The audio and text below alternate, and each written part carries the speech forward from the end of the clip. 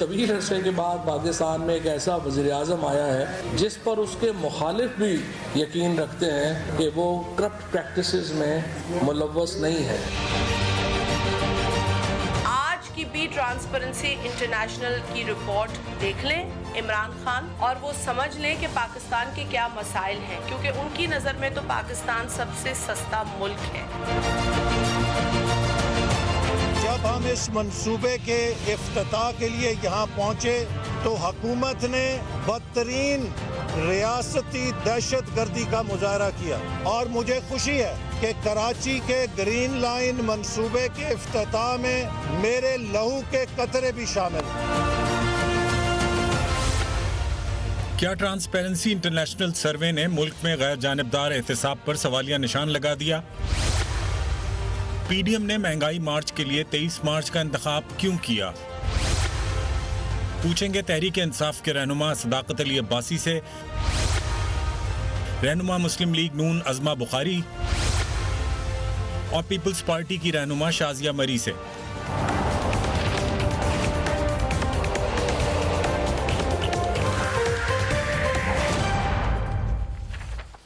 بسم اللہ الرحمن الرحیم، السلام علیکم and very warm welcome to the show. Transparency International کی جانب سے ملک میں کرپشن اور گورننس کے حوالے سے سروے نے ملک میں احتساب کے نظام پر سنجیدہ سوالات کھڑے کر دیے ہیں۔ اپوزیشن اس سروے کی بنیاد پر ملک میں جاری احتساب کے نظام کو یک طرفہ قرار دے رہی ہے، جبکہ حکومت اس سروے رپورٹ کو اپنی فتح بھی قرار دے رہی ہے۔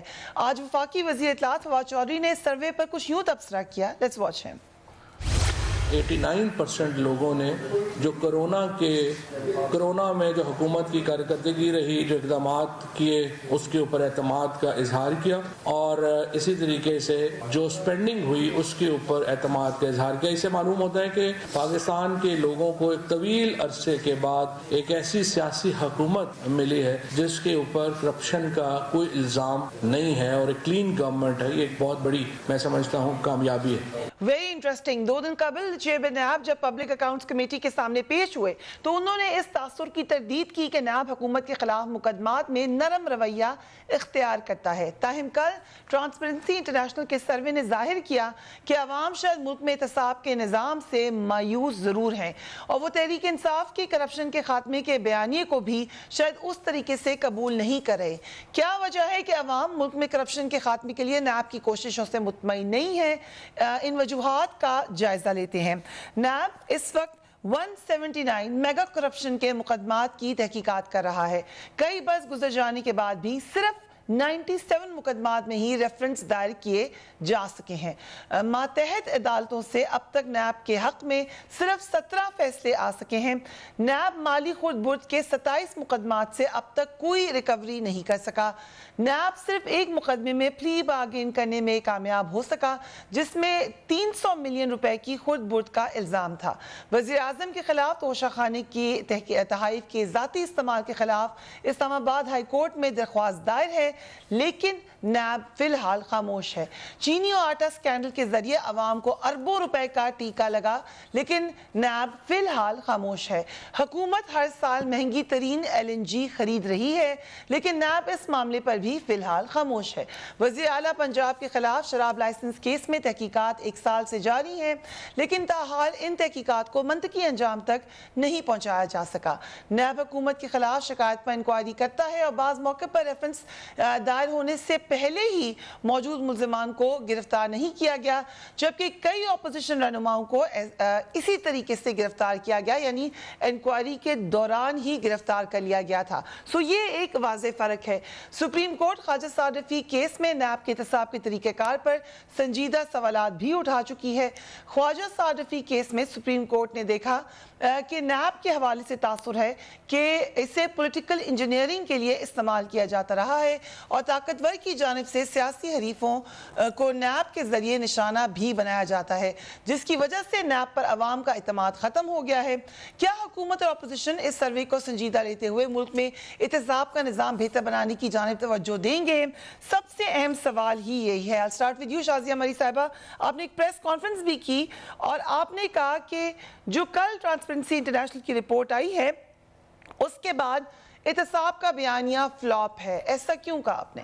دیکھیں فیڈرل گورنمنٹ میں اس وقت پی ٹی آئی ہے، اور پی ٹی آئی وہ جماعت ہے جس نے احتساب کا نعرہ لگایا، جس نے یہ کہا کہ احتساب جو ہے وہ ان کا منشور کا بنیادی حصہ ہے، ان کا مین مشن ہے، اور احتساب اگر ہو جائے گا تو پاکستان کے مسائل ختم ہو جائیں گے، پاکستان کی معیشت بہتر ہو جائے گی، پاکستان میں دولت آ جائے گی۔ یہ ساری باتیں کر کے ان لوگوں نے یا تو آج میں کہوں گی کہ لوگوں کو بیوقوف بنایا، یا پھر انہوں نے جھوٹ بولا، یا پھر انہوں نے سمجھا کہ یہ ساری چیزیں یہ کر پائیں گے۔ لیکن اس وقت جو صورتحال ہے وہ اس لیے اتنی زیادہ تشویشناک ہے کہ جو احتساب یا جس احتساب کا یہ نعرہ لگا کر آئے وہ احتساب یہ نہیں کر پائے۔ ان لوگوں نے ابھی تک وہ احتساب کر نہیں پائے عظمیٰ بخاری صاحبہ، لیکن یہ کوئی اتنی اچھی بات تو نہیں ہے کہ عوام سمجھیں کہ ہو ہی نہیں سکتا احتساب۔ کیا ہم سمجھیں گے پھر یہ تمام سیاسی جماعتوں کا، خاص طور پہ جو حکومت میں رہ چکی ہیں، ایک قسم کا فیلئر ہے کہ احتساب کا ایسا نظام بن ہی نہ سکا جس پہ لوگوں کو اعتماد ہو؟ نہیں بن سکا ہے پاکستان کی تاریخ میں آج تک جو ابھی نظام موجود ہے۔ بات نظام کی نہیں ہے، بات جو اختیار اس وقت نیب کے پاس ہے، چیئرمین نیب کے پاس ہے، وہ سیاسی مخالفین کو جب کچلنے کے لیے استعمال ہوگا اور واقعی میں احتساب جو ہے اس کے کرنے کے لیے استعمال نہیں ہوگا، پھر یہی پرسیپشن ہوگی۔ اب آپ نے ایک اس کا پوائنٹ لیا ہے رپورٹ کا، میں اس دوسرے ایک پوائنٹ کے ساتھ ریلیٹ کرنا چاہتی ہوں۔ جو پوائنٹ یہ تھا کہ جو مہنگائی سے انسیٹسفائیڈ لوگ ہیں، انہوں نے کہا کہ دو وجہ سے مہنگائی ہے، ایک ہے کرپشن کی وجہ سے اور ایک ہے حکومتی نااہلی کی وجہ سے، اور یہ دونوں جو ہے یہ مل کے کوئی جو ہے وہ 80% یا 90% کے قریب انہوں نے اس کا جواب دیا۔ اب سوال یہ پیدا ہو رہا ہے کہ ابھی جو نیب کی جو آپ نے کلپ بھی سنوایا اس کے اندر انہوں نے بلیٹلنٹلی جھوٹ بولے، مطلب انہوں نے جو کہا کہ جی وہ معلم جبہ کا کیس اس پہ سٹے ہے، جھوٹ بولا، بالکل اس کے اوپر کوئی سٹے نہیں ہے، بلکہ پشاور ہائی کورٹ نے کہا کہ اس کے اوپر آپ انکوائری کریں۔ جو ہیلی کاپٹر کیس، یہ جو معلم جبہ کے کیس کے اوپر یہ خود گئے، نیب گئی کہ جی اس کو بند کر دے اور وہ کر دے۔ سو یہ اس طرح سے جھوٹ بول کر تو یہ احتساب نہیں کر سکتے۔ احتساب کے اوپر عوام دیکھ لیجئے کیا کہہ رہی ہے، اور اس کے بعد اعلیٰ عدالتیں جیسے آپ نے بتایا انہوں نے نیب کی جو ڈائسیکشن کی ہے، جو ان کا پوسٹ مارٹم کیا ہے ان کی احتساب کے اس نیریٹو کا، جس کا واحد مقصد صرف سیاسی مخالفین کی زبان بندی اور ان کو اپنی راستے سے ہٹانے کا تھا، اور وہ جھوٹ کو ایک جگہ پر آپ دکھا تو سکتے ہیں، اس کو ثابت نہیں کر سکتے، سو جھوٹ کو کہیں نہ کہیں ختم تو ہونا ہوتا ہے۔ رائٹ، سو صداقت عباسی صاحب، کیونکہ بیانیہ احتساب کا آپ کی جماعت کا سب سے زیادہ تھا، اور اگر یہ فیل ہو گیا اکارڈنگ ٹو دس رپورٹ تو دھچکا بھی آپ کو ہی لگنا ہے، اور آپ رپورٹ کے اگر ایک حصے پہ ٹویٹ کر رہے ہیں اس کو کہہ رہے ہیں کہ وہ بالکل ٹھیک ہے، تو اٹ مینس کہ you accept this report. Abbasi صاحب جی، فریہ صاحبہ بہت شکریہ، بڑا سیریس یہ ٹاپک آپ نے لیا ہے کہ احتساب کے بارے میں لوگوں کا خیال ہے کہ احتساب مجھے ان کی صحیح کلیئر طرح آواز سے نہیں نہیں ہو پایا۔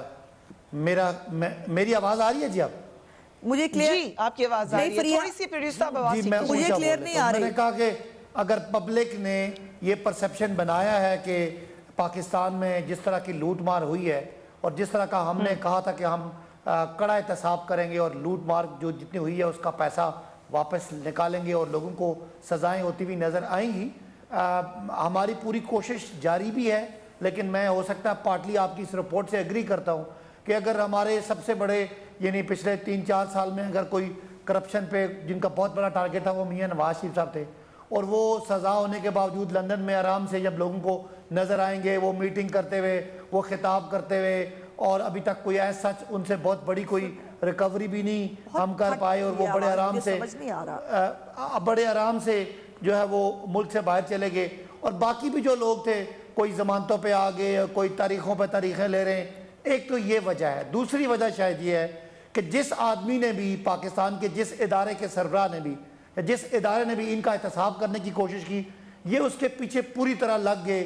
جن ججز نے ان کو اکاؤنٹیبل ٹھہرایا، ان کی آڈیوز آ گئی، ان کی ویڈیوز آ گئی، ان کو ان کی ملاقاتیں نظر آئیں، ان کے بارے میں مجھے کیوں نکالا کی تحریک آئی، ان کو پپٹ کہا گیا، معذرت کے ساتھ امپریشن دیا گیا، ان کو مجھے کیوں نکالا کی تحریک چلائی گئی، اور جو ان کے اپنا یعنی ان کے کوئی اگر جو آج بھی جو جن ججز کے پاس تاریخیں لگ رہی ہیں, جن کے پاس اپیلیں لگ رہی ہیں, ان کو کسی نہ کسی طرح بیسکلی آپ یہ کہہ رہے ہیں کہ آڈیو ویڈیو سے یا کوئرشن سے ڈر گئے پھر جن لوگوں نے احتساب کرنا تھا.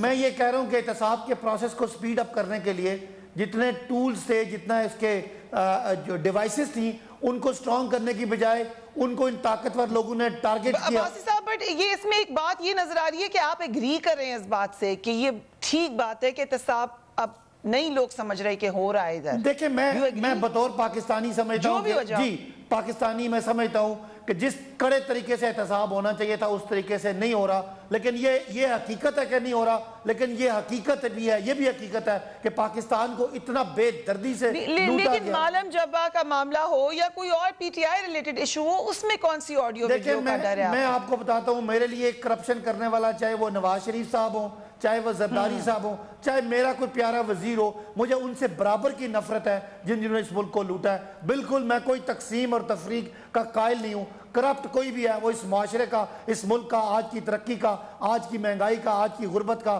آج کی بے روزگاری کا وہ ملزم ہے, وہ بالکل اس کا سب سے بڑا مجرم ہے, وہ چاہے اس کا تعلق پی ٹی آئی سے ہو یا جو ہمارے یہاں. لیکن یہ باتیں بہت they are very good words Abbasi صاحب, everybody loves to listen to them, لیکن جو پریکٹیکلی ہو رہا ہے یہ اس سے انفارچونیٹلی اب میچ ہوتی ہوئی نظر نہیں آ رہی ہے. ہم ایک بریک پہ جا رہے ہیں, we will be right back.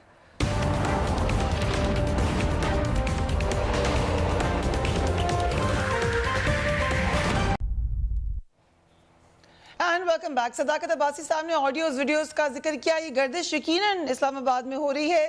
کچھ دن پہلے بھی کیپٹن صفدر اس کی بات کر چکے ہیں, کل پھر انہوں نے کیا کہا, لیٹس واچ ہم. آپ کو یاد ہوگا جب black and white T V ہوتے تھے, نیٹ ورک اتنا نہیں ہوتا تھا, ڈرامے میں بریک آ جاتی تھی تو ایک سلائیڈ چلتی تھی, انتظار فرمائیے. سینما اسکوپ سے پہلے انتظار فرمائیے کہ سلائیڈ چل چکی ہے, لیکن آپ کو انتظار کرنا پڑے گا. اگر آپ نے آف دا ریکارڈ دیکھنی ہے, میرے ساتھ حلف اٹھائے تو میں آپ کو دکھا دوں, مگر حلف ہوگا, مگر وہ پھر آنکھیں آپ کو ارکے گلاب سے دھونی پڑیں گی, اتنی پلیت ہوگی. اس کے جواب میں شہباز گل صاحب نے ٹویٹ کی. انہوں نے کہا کیپٹن صفدر کا یہ بیان کہ اتنی گندی ویڈیوز ریلیز ہونے والی ہیں کہ دیکھنے کے بعد ارکے گلاب سے آنکھیں دھونی پڑیں گی, ایک افسوسناک اقدار کی پستی کی طرف گامزن نون لیگ کی اصل شکل ہے. کیپٹن صفدر لگاتار ویڈیوز مارکیٹ میں لانے کی دھمکیاں دے رہے ہیں, یہ احتساب سے بچنے کے لیے ہر پستی تک جائیں گے. بٹ شہباز شریف صاحب بھی یہ بات کہہ چکے ہیں کہ ایک اور آڈیو ان کے پاس ہے یا کسی کے پاس ہے جو کہ مریم نواز کی ہے. سو ہر طرف سے ایسی باتیں ہو رہی ہیں. ازما بخاری صاحبہ, یہ جب آڈیو ویڈیو لیکس کے سیزن ہوگا تو پھر احتساب کی بات کون کرے گا؟ کو ہمیشہ گند ہی دکھائی دیتا ہے اور سنائی دیتا ہے. کیپٹن صاحب نے جو کہا کہ مجھے نہیں معلوم کس ویڈیو کی وہ بات کر رہے تھے, لیکن وہ اس حوالے سے تھی کہ جو میں سمجھ پائی ہوں, جو تھوڑا بہت میرا کوئی معلومات ہو سکتی ہیں, کہ جس کے بعد آپ کو شاید جو جن لوگوں کا اس میں ذکر ہے یا جو لوگ بات کر رہے ہیں ان کے اوپر شاید اعتبار کرنے کو کسی کا دل نہ چاہے, اور اس سے جو ہے وہ بات یہ ہے کہ آڈیو اور ویڈیو کی اگر انہوں نے بات کرنی ہے تو وہ چیئرمین نیب صاحب کی بھی ایک ویڈیو تھی جو یہ مارکیٹ میں لائے تھے, اور اگر اس سے زیادہ یہ آگے جانا چاہتے ہیں شہباز گل صاحب کے لیول پہ تو خیر کو جا نہیں سکتا. اور بہت ساری باتیں ہیں جو ان کے لیڈر کے بارے میں, ان کی بہت ساری آڈیو ویڈیوز کے بارے میں کی جا سکتی ہے, لیکن ہم اگر اس سائٹ پہ نہیں جا رہے تو ہمیں نہ ہی جانے دیں. ہم سیاسی بات کر رہے ہیں, سیاسی بات ہونی چاہیے. اب اگر نہیں, بٹ ابھی کیپٹن صفدر نے کہا کہ ہیں, چاہے پہلے گل صاحب نے کہا, انہوں نے کہا کسی کی پرائیویٹ ویڈیوز آڈیوز ریکارڈ کرنا اور پھر دکھانا, is this okay؟ نہیں, پرائیویٹ نہیں ہے, پرائیویٹ کی بات نہیں, مجھے نہیں معلوم, پرائیویٹ میں نہیں سمجھتی کوئی ہے. جو وہ ویڈیوز جس پہ نواز شریف صاحب جو ہے اور مریم نواز صاحبہ جو ہے وہ اس کے اندر ان کے لیے ثبوت موجود ہے, تو وہ لانا ہمارا حق ہے. اور دیکھیے نا, آپ ہر چیز میں مٹی کیسے ڈال دیں گے. آپ ارشد ملک کی ویڈیو پہ آپ مٹی ڈال دیں گے, اس کو آپ نکال دیں گے, لیکن اس کا فیصلہ آپ محفوظ رکھیں گے. آپ جو ہے وہ یہ ہمارے بشیر میمن صاحب کا, ان کا یہ کہنا کہ آرٹیکل 6 لگانے کے لیے مجبور کیا جاتا ہے, اس پہ آپ مٹی ڈال دیں گے.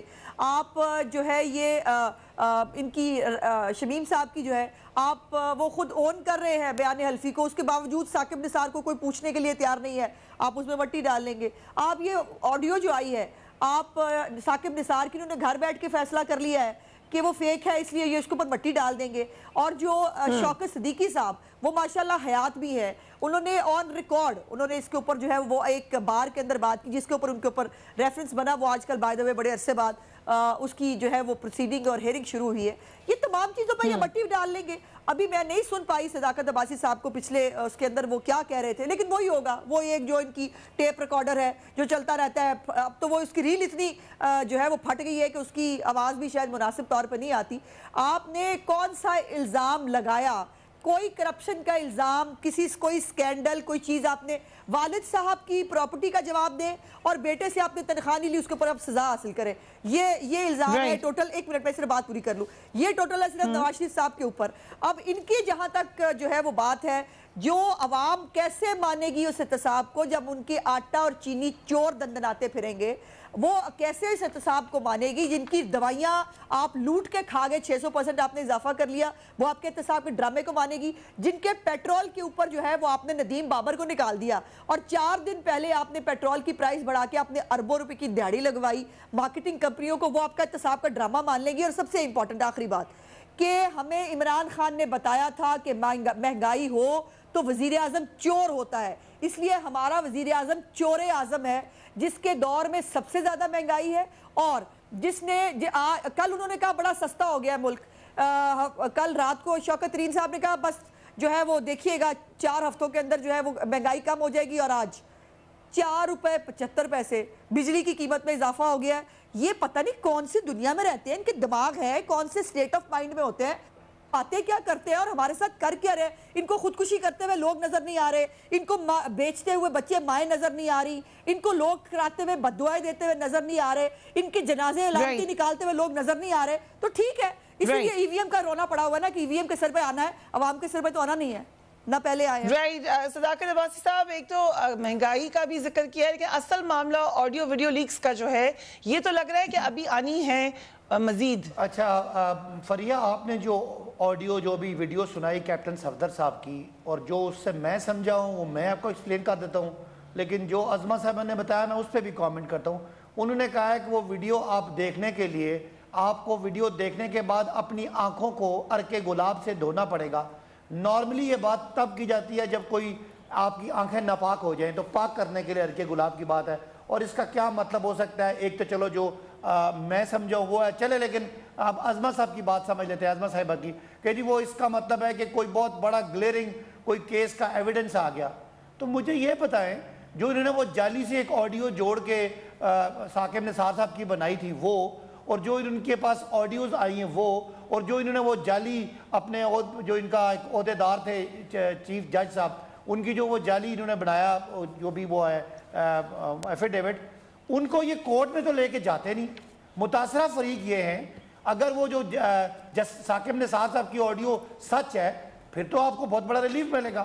آپ ایسا کریں, آپ جائیں عدالت میں کہیں جی عبادت بڑی زیادتی ہوئی ہے, یہ ہے وہ آڈیو اور اس کے مطابق ہمیں سزا ہوئی ہے, ہمیں نکالیں. وہ لے کے جائیں گے نہیں, یہ صرف آڈیو ویڈیو کھیلتے ہیں. آپ کا سوال یہ تھا جو عظمہ صاحب نے کہا میں نے سنا نہیں, تو میں یہ کہتا ہوں اس لیے احتساب لوگوں کا کو یقین ہے کہ احتساب کے کمزور ہے, اس لیے کہ ہمارا سب سے پچھلے 2.5-3 سال میں عدالتوں نے اداروں نے جس آدمی کو کرپٹ ڈکلیئر کیا وہ صاحب مزے سے لندن کی سڑکوں پہ گھوم رہے ہیں, ہوا خوری کر رہے ہیں, آئس کریمیں کھا رہے ہیں, چاکلیٹ اور کافیاں پی رہے ہیں, اور جا کے بڑے بڑے شاپنگ مال سے شاپنگ کر رہے ہیں. تو یہ ظاہر لوگ سمجھیں گے کہ اگر ایک ملک کے اداروں نے ایک آدمی کو پوری دنیا میں پیناما پیپرز آیا اور اس نے کہا کہ یہ کرپٹ آدمی ہے, اس کے بعد ان کو موقع دیا, انہوں نے صفائی میں انہوں نے جو چیزیں دی, قطری خط جعلی نکلا, کیلیبری فونٹ جعلی نکلا, اس کے بعد جو ٹرسٹ ڈیڈ جعلی نکلی, بیانات جعلی نکلے, اور وہ سارے کرنے کے بعد آج تک ایک ثبوت نہیں آیا اس فلیٹ کا. اگر ایک آدمی فلیٹ جو عدالت میں ثابت ہو گیا کہ وہ کرپشن کے پیسے سے ہے ادھر رہ رہا ہے, تو ایک عام آدمی یہی سمجھے گا کہ احتساب جو ہے. ایک انٹرسٹنگ بات ہے, آپ دونوں کے بیانات میں, ٹھیک ہے آپ کے پولیٹیکل ڈیفرنسز ہیں, مگر دونوں یہ بات مان رہے ہیں کہ احتساب پہ نہیں اعتماد لوگوں کو. سو یہ والا کم سے کم کنسنسس نظر آ رہا ہے. شازیہ مری صاحبہ, کیونکہ پیپلز پارٹی تو آڈیو ویڈیو کا ذکر نہیں کرتی, مگر بلال بھٹو نے اعلان کیا ہے کہ پیپلز پارٹی پیٹرول اور گیس کی قیمتوں کے خلاف 10 ستمبر اور 17 دسمبر کو احتجاج کرے گی, جبکہ 27 دسمبر کو اگلا لائحہ عمل ہوگا. اس سے کیا الٹیمیٹ نتیجہ نکالنے جا رہے ہیں آپ لوگ؟ बिलावल भुट्टो जरदारी साहब ने अपनी कई जो खिताब किए हैं उनमें और प्रेस कॉन्फ्रेंसेस में भी ये कहा है, बल्कि हालिया जो पेशावर में हमारा बहुत बड़ा कामयाब जलसा हुआ उसमें भी बिलावल भुट्टो जरदारी साहब जो कि पाकिस्तान पीपल्स पार्टी के चेयरमैन है और वक्तन फवक्तन इस हुकूमत को महंगाई के ऊपर याद दिलाते हैं कि इनकी जिम्मेदारी क्या बनती है। तो पेट्रोल की कीमतों में जो इजाफा किया गया है उसको भी पाकिस्तान पीपल्स पार्टी ने रद्द किया और साथ ही साथ चेयरमैन बिलावल साहब ने ये फरमाया कि हम इस पर एहतजाज करेंगे। अब देखिए आज पेट्रोल की कीमत 146 से लेकर 147 तक है और डीजल की भी कीमत जो है वो बहुत ज्यादा है। अब ये सोचने की बात है कि आलमी मंडी में जब तेल की कीमतें कम होती हैं, जब क्रूड ऑयल की कीमत कम होती है, तब भी पाकिस्तान में तेल की कीमत कम नहीं होती। अगर मैं आपको फिगर्स दे दूं तो आलमी मंडी में जब 81.27 पर बैरल था तब भी कीमतें ज्यादा थी और आज जब उसी आलमी मंडी में 66.54 डॉलर पर बैरल है तो भी पाकिस्तान के अंदर तेल की कीमतें ज्यादा हैं। यानी कि 81 से लेके 66 तक चला गया पर बैरल क्रूड ऑयल, लेकिन तेल की कीमतों में कमी नहीं आई बल्कि इजाफा देखने को मिला। और इसी इजाफे के खिलाफ पाकिस्तान पीपल्स पार्टी कल एहतजाज करेगी। इसके अलावा हम अपना आगे का लाए अमल देंगे।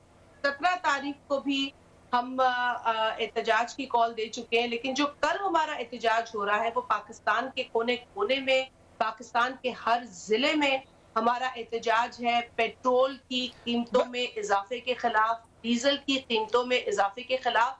चूंकि जब ये कीमतें बढ़ाई जाती हैं तो हुक्मरान ये क्यों भूल जाते हैं कि इन कीमतों के बढ़ाने के नतीजे में महंगाई बढ़ेगी।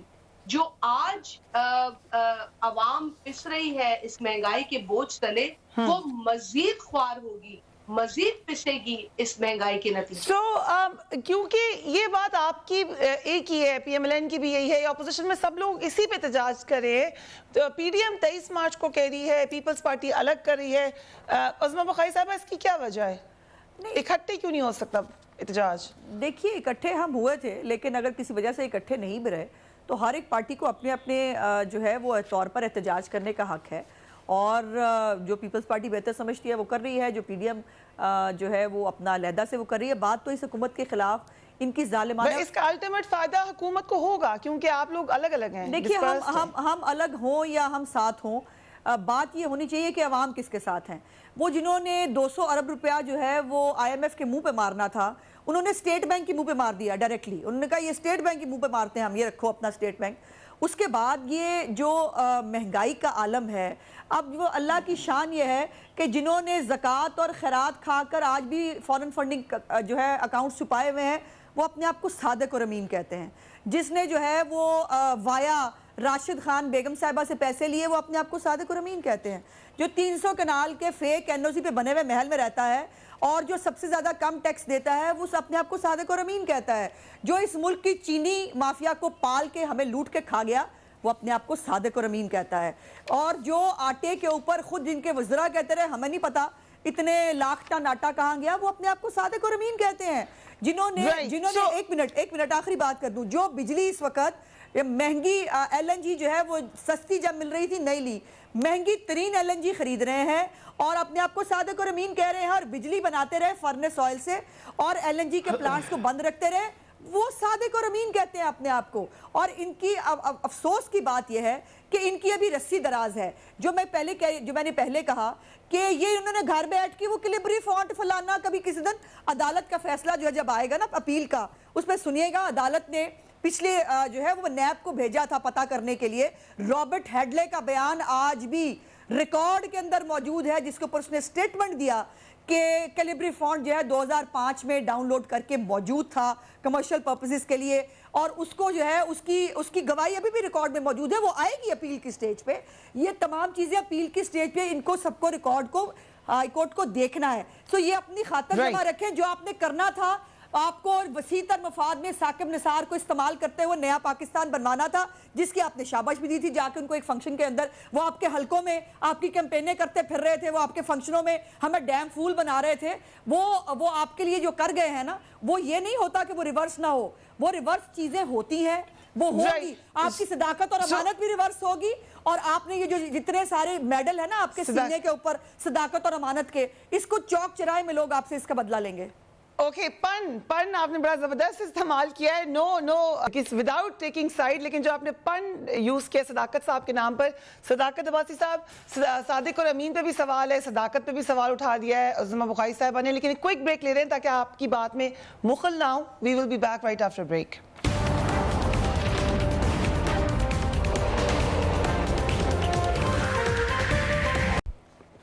And welcome back. وقفے پہ جانے سے پہلے بہت سارے معاملات پر بات ہوئی. صداقت عباسی صاحب، تمام کے تمام معاملات آپ کی طرف ہیں، یو کین آنسر. خاص طور پہ صادق اور امین، عظمہ بخاری صاحبہ کہہ رہی ہیں کہ وہ اس پہ بلیو نہیں کرتی. اچھا دیکھیں، فریہ کسی بھی مہذب معاشرے میں کسی آدمی کو بے ایمان ڈکلیئر کرنا ہے یا صادق اور امین ڈکلیئر کرنا ہے، وہ کسی نہ کسی ادارے نے کرنا ہے. میں اپنے آپ کو، میرا وزیر اعظم اپنے آپ کو صادق اور امین کہیں، اور نواز شریف اپنے آپ کو کہے اور ہم ایک دوسرے کو چور کہیں، یہ تو ہو نہیں سکتا. اس کے لیے کوئی نہ کوئی فورم چاہیے.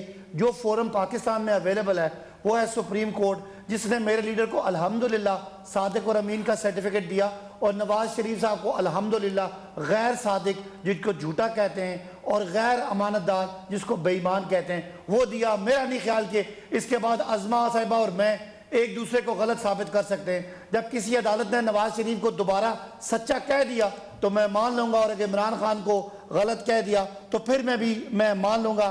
باقی بات یہ ہے، آپ نے ان سے پوچھا کہ یہ کیا کریں گے. مہنگائی ہے آج نومبر دسمبر میں، اور یہ اس کے خلاف احتجاج کریں گے جا کے 23 مارچ کو، آج سے 4 مہینے بعد. کوئی آپ کے دماغ میں بات جاتی ہے کہ ان کا تعلق کیا ہے اس عوام کے مسائل سے؟ لیکن پیپلز پارٹی تو کر رہی ہے، پیپلز پارٹی کرے گی تو دیکھ لیں گے. میں ان کی بات کر رہا ہوں.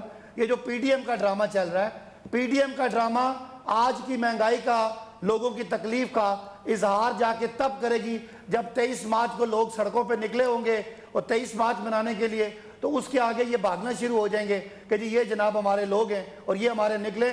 ان کی آپ دیکھیں عوام کے ایشوز سے ان کی ہمدردی دیکھیں کہ ان کو کتنی غرض ہے. اب رہی بات واقعی بجلی مہنگی ہے تو کہاں سے ڈھونڈ کے لائیں وہ آدمی جس نے بجلی کے معاہدے کیے 15 سال کے لیے، اس ملک کے ہاتھ باندھے، اور خود وہ بیماری کا بہانہ کر کے ملک سے باہر چلے گئے. آج پاکستان کا بچہ بدوائیں دے رہا ہے ان لوگوں کو جن لوگوں نے 38,000 میگا واٹ کے کیپیسٹی پہ منصوبے، ڈالر پیمنٹ پہ منصوبے اس ملک کو دیے، اور خود کمشنر کک بیکس لے کے یہاں سے چلتے پھرے. اور آج ان کے جو فالورز ہیں، یا چلے میں اچھا الفاظ استعمال کرتا ہوں، ان کے ماننے والے ہیں، وہ بیٹھ کے یہاں مہنگائی کھیلیں، اور وہ مہنگائی کے خلاف 4 مہینے بعد جب مہنگائی ختم ہو چکی ہوگی اس وقت مظاہرے کریں عوام کو. کیسے آیوشور ختم ہو چکی ہوگی 4 مہینے بعد؟ پرائم منسٹر بھی یہ کہہ رہے ہیں، بار بار یہ بات کی جائیے، لیکن مہنگائی تو روز بڑھ رہی ہے. 4 مہینے بعد کیا ہونے جا رہا ہے ایسا کہ ختم ہو جائے گی؟ دیکھیں، ایک تو یہ ہے کہ مہنگائی کی وجہ آپ کو ساری پتہ ہے کہ انرجی کا بہت بڑا پرائس ہائک تھی. آپ کو پتہ ہے کہ جو فریٹ کے چارجز تھے وہ 4 سے 5 گنا بڑھ گئے تھے. آپ کو پتہ ہونا چاہیے کہ 3 دن پہلے LNG $3 سستی ہو گیا ہے. اس کی وجہ یہ ہے کہ اب وہ فریٹ سستا ہو گیا ہے. دنیا میں تیل کی پرائسز بھی کم ہو رہی ہیں. پاکستان میں پاکستان کی تاریخ کا سب سے بڑا انقلابی پروگرام جو مہنگائی کو ختم کرنے کے لیے، کم کرنے کے لیے، آٹا، دالیں اور گھی پہ آ رہا ہے. تو مجھے بتائیں نا، آپ مجھے بتائیں مہنگائی آج ہے تو یہ آج کیوں نہیں نکلتے؟ ان کو پتہ ہے لوگ ان کو تو کرتے ہیں، ان کے ساتھ آتا ہی کوئی نہیں ہے، ان کے ساتھ آتا ہی کوئی نہیں ہے. ان کو پتہ ہے ہم باہر نکلیں گے شرمندہ ہوں گے. اس سے 23 مارچ کو نکلیں گے کیونکہ لوگ موٹر سائیکلیں لے کے نکلے ہوں گے اور اس کے سامنے جناب شہباز شریف صاحب کھڑے ہو جائیں گے کہ یہ لوگ میرے پیچھے نکلے. عظمہ صاحبہ ابھی کیوں نہیں نکل رہے آپ مہنگائی کے لیے؟ بڑا عباسی صاحب کا دل چاہ رہا ہے ابھی نکلیں. عباسی صاحب کو میرا مشورہ یہ ہے کہ ہر ایک کو اپنے جیسا نہیں سمجھتے. میرا خیال ہے کوئی شیشہ ہے سامنے، جن کو یاد آ گیا کہ جب یہ 14 اگست کو نکلے تھے اور لاہور میں انہوں نے کہا بڑی دنیا ہے ہمارے ساتھ، جیسے لاہور کا راوے پل کراس کیا اوقات پتہ چل گئی تھی کہ ہمارے پاس کتنے بندے ہیں، پھر یہ وہاں سے کیسے بھاگے، اور وہ مہربانی ہے وہ سیاسی کزن کی جنہوں نے ان کے جو ہے وہ تابوت کو کندھا دیے رکھا جتنے دن بھی یہ وہاں بیٹھے رہے. اس کے بعد خالی کرسیوں سے جم میں غفیر سے عمران خان کا خطاب ساری دنیا دیکھا. تو ہر ایک کو اپنے جیسا نہیں سمجھتے، پہلی بات. دوسری بات یہ ہے کہ ان کو خوف خدا نہیں ہے. جیسے میں نے کہا کہ یہ جو ابھی آپ کو یہ پتا ہونا چاہیے کہ مشیر خزانہ فرما چکے ہیں کہ ان کو پیٹرولیم لیوی 30 روپے پہ لے جانی ہے. پیٹرولیم کی قیمت میں جتنی مرضی کمی ہو جائے، جب آپ نے لیوی بڑھاتے جانا کیا ہوگا؟ پیٹرول کی قیمت میں اضافہ ہوتا جائے گا اور لوگوں کی جو ہے وہ اس کو خرید سے باہر ہوتی جائے گی بات. اور لیکن یہ ہے کہ اس سے مہنگائی نہیں ہوگی. مطلب ان کا نیا تھیسس ہے. آپ یہ بتائیے کون سا الزام لگایا آپ نے آج تک؟ یہ یہاں بیٹھ کے کک بیکس فلانا اتنے جوگے ہوتے نا، یا اتنی آپ کے پاس کوئی ثبوت ہوتے تو آپ نواز شریف کو بیٹے سے تنخواہ لینے پہ نہ نکالتے، آپ ان کو جو ہے ان کے والد صاحب کی فیکٹری بیٹنے پہ نہ نکالتے، آپ ان کو ان باتوں پہ نکالتے. آخری بات کر دوں، آئی پی پیز کے حوالے سے ایک کمیشن بنا تھا، اس کمیشن کی رپورٹ آ گئی تھی، عمران خان صاحب اس کو دبا کے بیٹھ گئے ہیں کیونکہ اس کے اندر کوئی بات نہیں ہے. اور ان کے جو سی پیک کے اب کے چیئرمین نے، پیزے والے انکل تو چلے گئے، وہ اب کے چیئرمین نے جو ہے ان کے منہ پہ تھپڑ مارا یہ کہہ کے وہ ان کے چیئرمین ہے میرے نہیں. انہوں نے کہا کہ سی پیک کے تمام بجلی کے منصوبوں میں کوئی پرابلم نہیں ہے، تمام منصوبے شفاف طریقے سے لگے اور سستے ترین منصوبے ہیں. اگر شرم نہیں آتی بھائی بازار سے خرید لو تھوڑی سی. رائٹ، ہم ایک بریک پہ جانا ہے. We will be right back. آپ ہنس رہے ہیں باسی صاحب، I will ask you why right after break.